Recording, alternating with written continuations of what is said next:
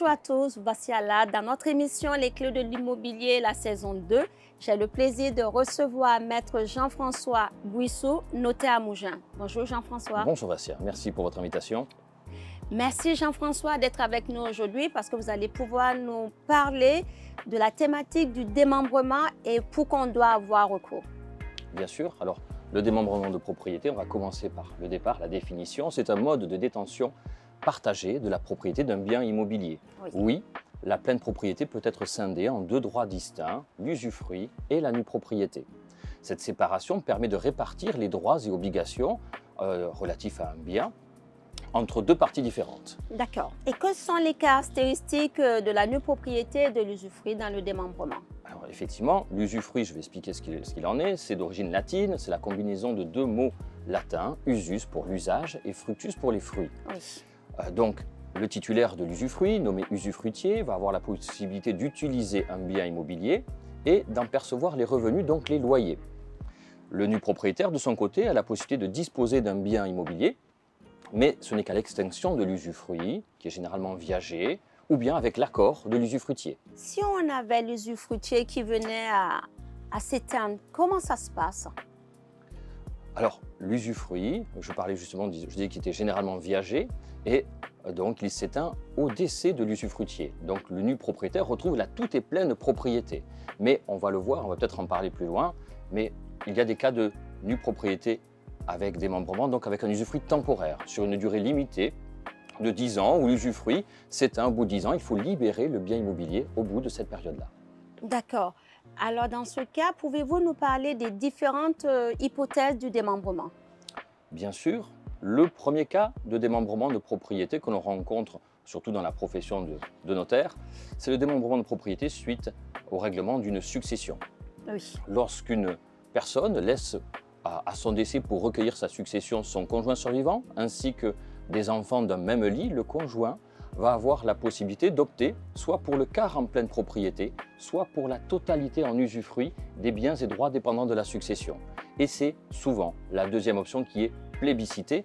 Pourquoi? Parce qu'elle est très protectrice pour le conjoint survivant. Le conjoint, avec cet usufruit, va avoir la sécurité du logement de la famille, notamment.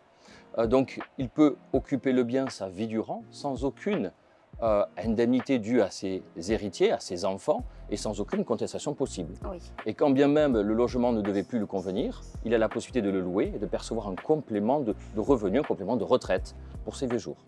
Très bien. À partir de quel âge préconisez-vous à quelqu'un de partir sur un système, à une famille de partir sur un système de démembrement? À partir de quel âge en ce qui concerne les parents? Pour que ça soit intéressant pour les enfants. Le démembrement peut être volontaire. Oui. Vassia, vous avez raison, c'est le deuxième cas que l'on rencontre souvent de démembrement, la donation en nue propriété avec réserve d'usufruit. Oui. Et cette donation est un outil intéressant d'optimisation fiscale lorsqu'on veut diminuer au maximum le montant des droits de succession que pourront devoir nos enfants à notre décès. Pourquoi? Parce que la donation en nue propriété va être fiscalisée sur la valeur de cette nue propriété. Alors, comment détermine-t-on la valeur de la nue propriété? C'est en fonction de l'âge de l'usufruitier. Par titre d'exemple, si on a entre 61 et 71 ans, le Code général des impôts nous précise que l'usufruit vaut 40% de la pleine propriété. Et donc la nue propriété, l'autre partie, vaut 60%. Avec cette donation dans cette tranche d'âge, on est fiscalisé qu'à hauteur de 60% de la valeur du bien. C'est intéressant puisque l'enfant, lui, revendique un abattement de 100 000 € par parent, par enfant. Et l'usufruit, lui, il s'éteindra au décès des parents sans aucune fiscalité. Donc on n'a pas de fiscalité sur les 40% d'usufruit conservés par les parents. Autre intérêt de la donation, c'est qu'on va pouvoir se laisser des chances de régénérer l'abattement des 100 000 € des enfants. Et c'est pour ça que je reviens sur votre question. Plus on réalise la donation tôt, plus on se laisse l'opportunité de régénérer cet abattement et de pouvoir faire une nouvelle donation ou de laisser cet abattement disponible pour ses enfants au décès. C'est super, maître. Quand je vous écoute, il est vraiment important de prendre les décisions à temps.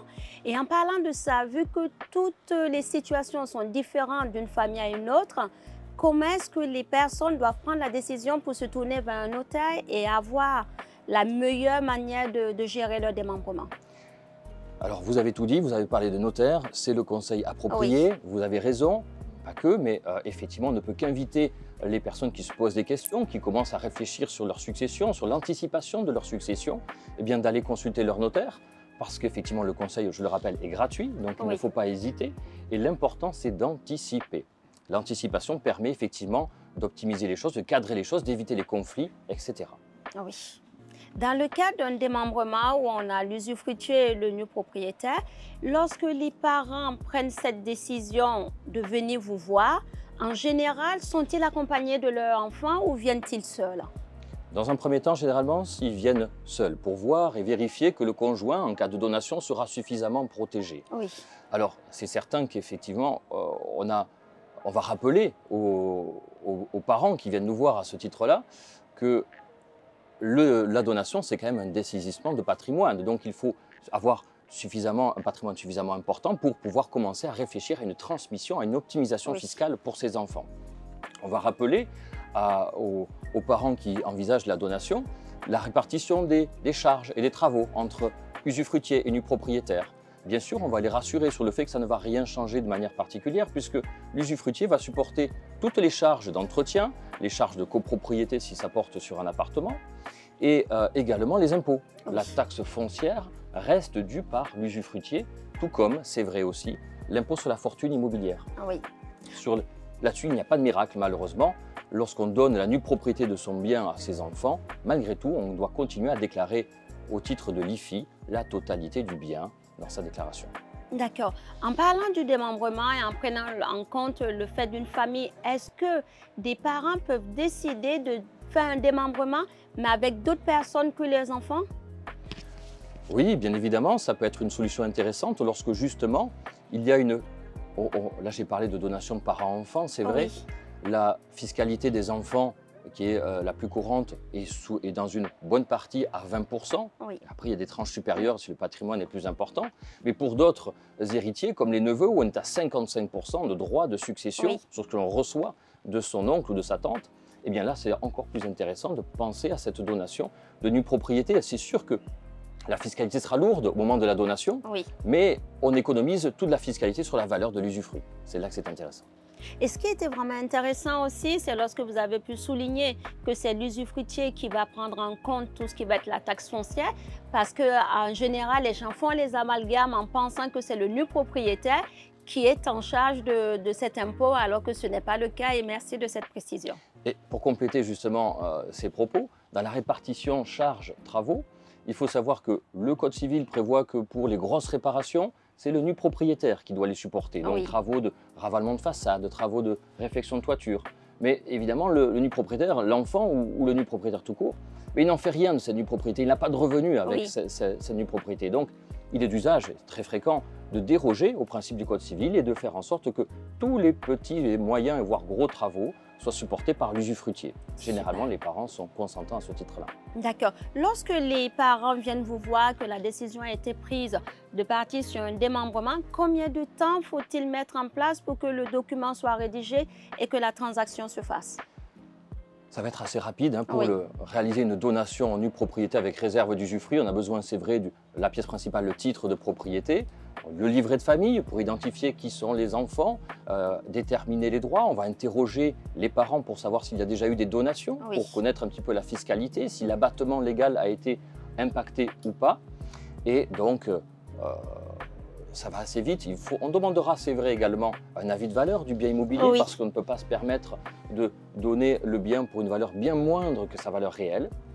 Avec ces quelques documents, en 3 semaines, un mois, une donation en nue propriété avec réserve d'usufruit peut être réalisée. Maître, est-ce que vous pouvez nous dire, une fois la donation réalisée, si le bien ne convient plus aux usufruitiers, aux parents, est-ce qu'ils ont la possibilité de vendre?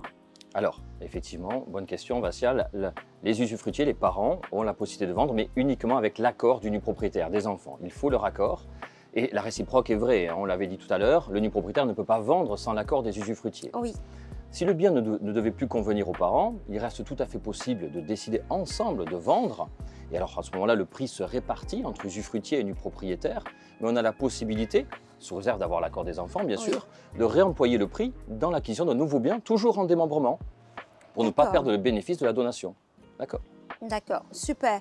Merci pour cet éclairage. En ce qui concerne la SCI, sur le bien-être en SCI, est-ce que la donation est réalisable dans le cadre du démembrement? Aucune incidence, on peut tout à fait réaliser une donation en nue propriété sur des parts de société. Le démembrement s'applique également, va fonctionner de la même manière, donc pas de restriction en la matière. On entend également parler de plus en plus de la vente de nue propriété des biens immobiliers. Qu'est-ce qu'il en est exactement? C'est vrai qu'on rencontre de plus en plus des ventes de nue propriété. Oui. Alors généralement, c'est au profit de fonds d'investissement. Et le propriétaire va retrouver un intérêt parce qu'il va avoir une partie de la valeur de son bien de manière immédiate lors de la vente de la nue propriété et va garder l'usufruit, donc la possibilité d'occuper son bien, soit sa vie durant, soit sur une durée déterminée, conformément aux accords avec l'acquéreur fonds d'investissement. Le fonds d'investissement, lui, a son intérêt aussi, puisqu'il va acheter un bien pour la valeur d'une nue propriété et à terme, s'il n'en a pas l'utilité tout de suite, eh bien, il aura la pleine propriété du bien en ayant acheté simplement cette nue propriété. Attention néanmoins à la détermination de la valeur de la nue propriété, puisque là, on va s'éloigner du barème du Code général des impôts, dont je parlais tout à l'heure, mais on va se retrouver plutôt sur la valeur d'un usufruit économique. Et avec une petite marge de manœuvre entre les fonds d'investissement qui vont proposer un tel prix pour une nue propriété d'un bien. Donc il ne faut pas hésiter, si on est intéressé par ce système, par cette vente de nue propriété au profit d'un fonds d'investissement, à faire jouer la concurrence, à solliciter plusieurs candidats acquéreurs et solliciter éventuellement plusieurs agents immobiliers spécialisés en la matière. Maître, lorsque je vous entends parler de la vente de la nue propriété, ça me fait penser aux viagers. On a l'impression qu'il y a une ressemblance entre les deux. Oui. Alors c'est assez proche, mais c'est quand même deux philosophies différentes. D'une part, la vente en viager, vente avec moyennant une rente viagère, on a la rente, c'est vrai, et un bouquet, mais le bouquet va être très éloigné du prix de la nue propriété. Donc on n'a pas cette disponibilité immédiate de liquidité. Et ensuite, quand je dis que la philosophie est différente, c'est qu'il y a moins d'aléas avec la vente de nue propriété. L'aléa dans la vente en rente viagère, c'est parce que le candidat acquéreur va payer un prix et une rente durant toute la vie du crédit rentier, du vendeur. Donc un aléa sur une bonne affaire ou une mauvaise affaire. Pour la vente de nue propriété, le prix est fixé. Il reste à savoir si l'usufruit s'éteint au décès, donc l'aléa reste sur l'éventuel décès, ou bien s'il est fixé sur une durée déterminée, alors il n'y a plus d'aléa. Tout est fixé dès la signature du contrat, le prix de la nue propriété et également l'extinction de l'usufruit, donc la libre disposition pour l'acquéreur qui devient plein propriétaire. Je vous remercie, maître, mais vous pouvez également nous dire, dans le cadre d'un viager, même si voilà, ce n'est pas la thématique que nous abordons aujourd'hui, mais vu qu'on est en train de faire le parallèle avec le démembrement, dans le cadre d'un viager, on a également la possibilité de n'avoir qu'un bouquet, de ne pas partir sur une rente. Potentiellement, mais ça reste des cas quand même assez rares de propositions. Donc c'est pour ça qu'on a cette solution complémentaire de vente de nue propriété. Généralement, on va avoir peut-être des bouquets moindres et une rente viagère, mais ça reste à définir. Effectivement, il y a des marges de manœuvre pour la vente en rente viagère. Je vous remercie, maître. Vous nous avez partagé lors de cette émission toutes les facettes du démembrement, vers qui il fallait se tourner, vers un notaire. Pour se faire accompagner, il fallait aussi prendre en compte le fait qu'il y avait un avantage à partir sur le démembrement au niveau d'un certain âge ou en fonction de son patrimoine par rapport à ses héritiers. Je vous remercie. Je vous en prie, avec grand plaisir.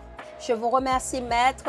Merci à vous de nous avoir suivis. Nous avons passé un excellent moment à écouter maître Bouissou nous parler du démembrement.